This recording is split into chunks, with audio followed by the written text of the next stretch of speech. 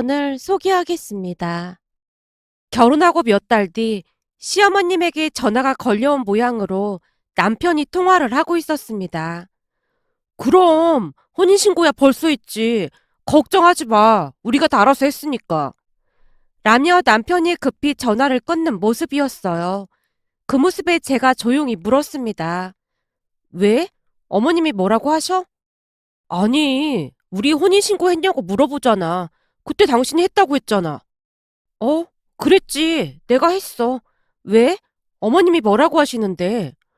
엄마는 매사 걱정이 너무 많아서 문제라니까. 라며 남편이 미간을 잔뜩 찌푸리고 있었습니다. 평소 시어머님의 성격은 잔소리가 많은 편으로 쉴 새 없이 잔소리를 하곤 했어요.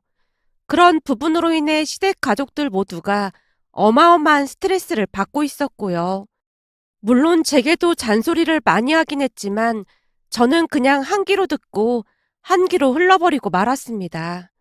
그나마도 맞벌이를 하느라 바쁜데 그 모든 걸 신경 쓸 여유조차 없었으니까요.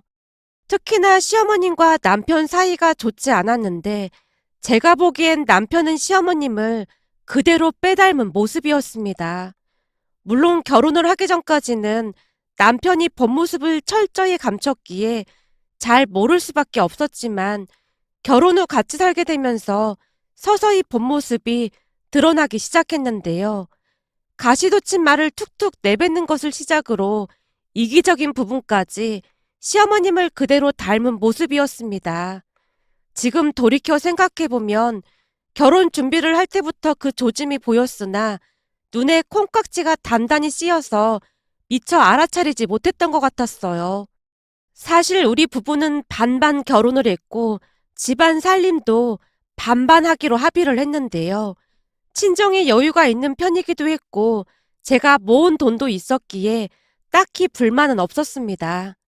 부부는 평등하다는 생각을 했던지라 남자가 더 많이 해야 한다는 생각을 해본 적이 없었으니까요. 그런데 신혼여행을 다녀온 뒤 남편이 먼저 말을 꺼냈습니다. 여보, 우리 생활비랑 공과금 그런 것도 딱 반반씩 하는 걸로 할까 하는데 당신도 불만 없는 거지? 어? 생활비랑 공과금을 반반씩 하자니? 그게 무슨 말이야? 말 그대로야.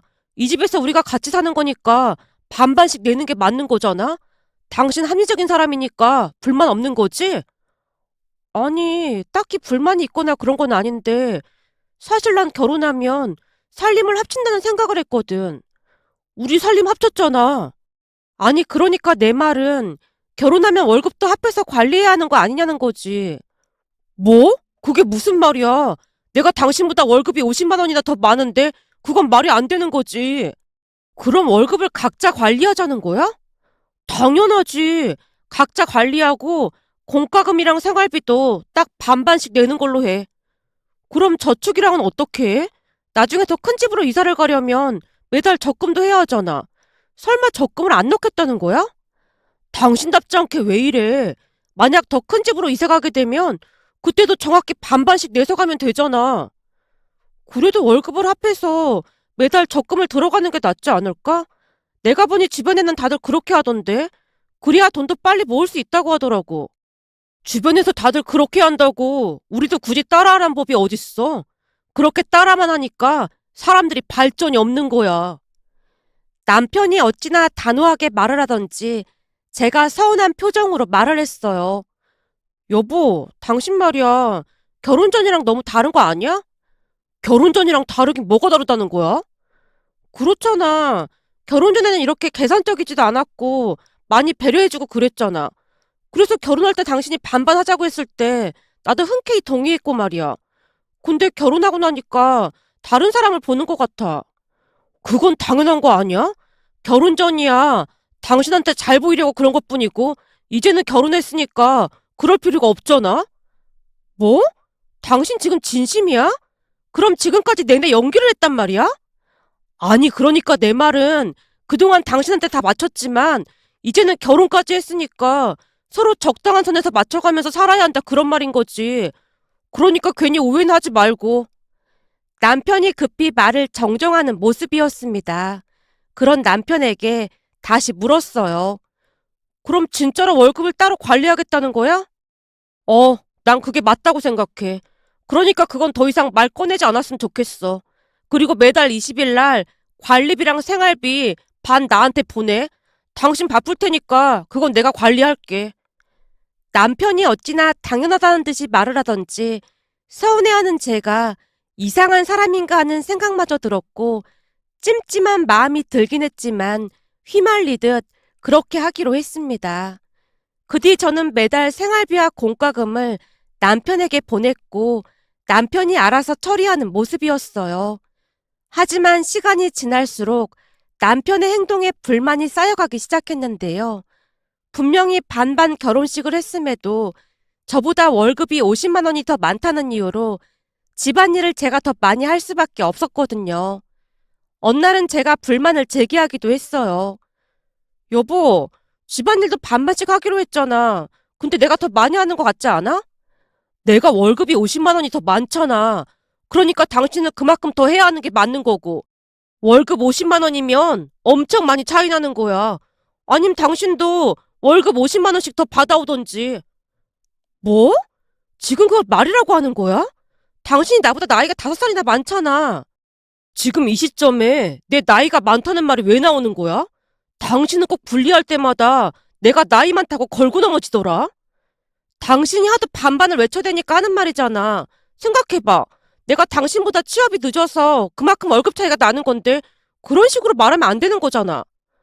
지금 당신이 배가 불러서 그런 말을 하는 거야. 내 주변에서는 다들 나처럼 현명한 사람 없다고 엄청 칭찬하거든. 내 친구들은 맞벌이를 해도 집안일 안 하는 친구들 엄청 많거든. 그러니까 배부른 소리 하지 말고 내가 하라는 대로만 하면 되는 거야. 평소 남편은 말을 상당히 잘하는 편으로 가끔 말문이 막히기도 했습니다. 거기다 남편이 5살이 많다는 생각을 자주 하다 보니 그냥 좋은 게 좋은 거라고 넘기려 노력했어요. 집안일쯤이야 제가 조금 더 한다고 해도 큰 문제가 없었으니까요. 그렇게 몇 달이 지나갔고 약간의 불만들이 있긴 했지만 서로 맞춰가려 노력하며 잘 지내고 있었습니다. 그러던 어느 날 첫 시련이 닥쳐왔는데요. 다니던 회사가 어려워지면서 회사를 그만둬야만 했습니다. 회사를 그만두고 재취업을 하려고 열심히 알아봤지만 전문직도 아니었기에 쉽게 일자리를 구할 수가 없었습니다. 결국 한두 달가량을 집에서 살림하면서 일자리를 알아보고 있었는데요. 제가 회사를 그만두고 난 뒤부터 남편은 집안 살림에 완전히 손을 뗀 채 제게 통보하듯 말을 했어요. 난 회사에서 일하느라 무지 힘드니까 앞으로 집안 살림은 백수인 당신이 할 거지? 설마 집에서 빈둥빈둥 놀면서 힘들게 돈 벌고 온 남편한테 시키지는 않겠지? 알았어. 재취업할 때까지는 내가 할게. 근데 당신 말이라도 그렇게 하지 않았으면 좋겠어. 내가 무슨 말을 했는데? 아니, 그 백수라든지 빈둥빈둥 논다든지 그런 말을 하는 건 좀 아니잖아? 내가 일을 안 하고 싶어서 안 하는 것도 아닌데 당신이 계속해서 그 말을 하니까 더 우울해진단 말이야. 당신 기분 나빴다면 미안한데 내가 틀린 말 한 건 없는 것 같은데? 생각해봐. 난 종일 회사에서 뺑이 치고 있는데 당신은 종일 집에서 놀고 있는 건 맞잖아. 내가 말을 좀 심하게 한 건 맞는데 전혀 틀린 말은 아니다 그 말이야. 남편이 사과인 듯 아닌 듯 말을 하고는 방으로 들어가 버렸습니다. 그런 남편으로 인해 하루하루 불편한 마음으로 일자리를 알아보고 있었는데요. 치사한 마음이 들어 빨리 일자리를 구해야 한다는 생각밖에 없었으니까요. 그렇게 다시 시간이 흘렀고 어느 날 저녁 남편이 제게 물었습니다. 여보, 이번 달 공과금이랑 생활비 입금 안 했더라? 오늘까지는 입금해줘. 뭐? 그게 무슨 말이야? 생활비랑 공과금이라니. 제가 당황한 채 대묻고 있었는데요. 제 생각으로는 회사를 그만두고 살림을 하고 있었기에 재취업을 할 때까지 생활비와 공과금은 남편이 알아서 할 것이라고 철석같이 믿고 있었거든요. 그런데 남편은 표정 하나 변하지 않고 아주 당연하다는 듯이 생활비와 공과금을 보내라고 말을 했어요. 제가 당황한 채 대묻자 남편이 오히려 어이없다는 표정으로 대답을 했고요. 당신 합리적인 사람이잖아. 공과 사는 확실히 구분해야지. 한 집에서 같이 생활하고 있으니까 생활비랑 공과금은 당연히 내야지. 당신이 잘못 생각하고 있는 것 같은데 난 회사에서 일을 하고 있는 거고 당신은 집안 살림을 하고 있는 거잖아? 당신이 회사를 그만두고 역할만 바뀌었을 뿐이지 모든 건 그대로야. 당신 합리적인 사람이니까 내 말 이해한 거지? 어? 그래도 난 회사도 그만뒀는데 그건 아니지 않나? 내가 방금도 말했잖아. 역할만 바뀌었을 뿐이고 변한 건 아무것도 없다고. 그러니까 오늘까지 입금해줘. 남편이 어찌나 침착하고 여유롭게 말을 하고 있던지 뭐에 홀린 것 마냥 또다시 고개를 끄덕이고 말았는데요. 지금 생각해보면 그때 짚고 넘어갔어야 했다는 생각에 후회가 막심했습니다. 그렇게 저는 집안일을 홀로 다 하면서 그 와중에도 바보 마냥 생활비와 공과금 반을 꼬박꼬박 보냈습니다. 사실 분한 마음이 들어 따져볼까 생각을 하기도 했지만 치사한 마음이 들어 오기 같은 것이 생기지 않았나 싶었어요. 그러던 어느 주말 남편이 늦잠을 자고 있어서 같이 식사할 요량으로 남편이 일어나기를 기다렸습니다.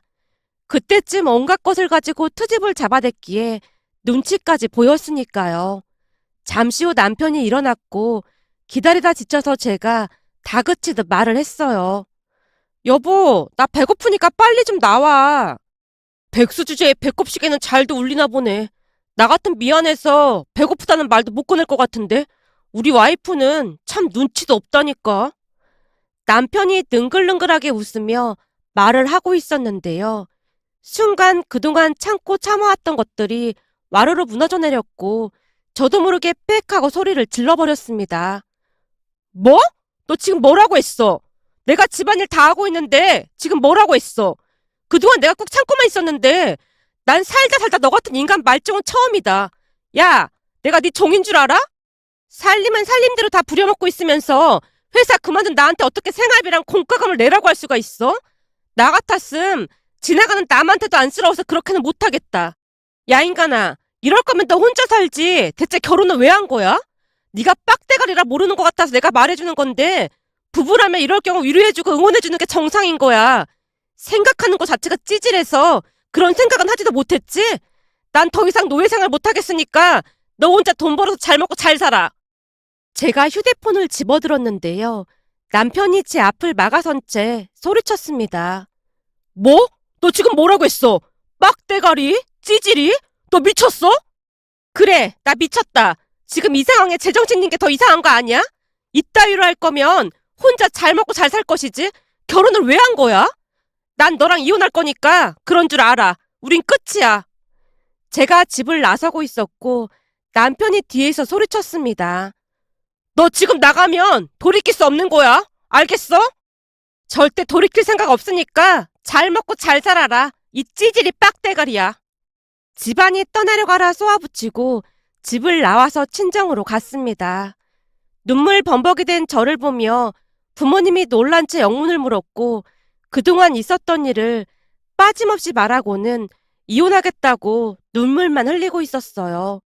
제 말에 부모님의 얼굴이 말이 아니었는데요. 그 순간 부모님께 죄송한 마음이 들어 더욱 눈물이 쏟아져 나왔습니다. 엄마가 저를 달래고 있었고 아빠가 조용히 입을 열었어요.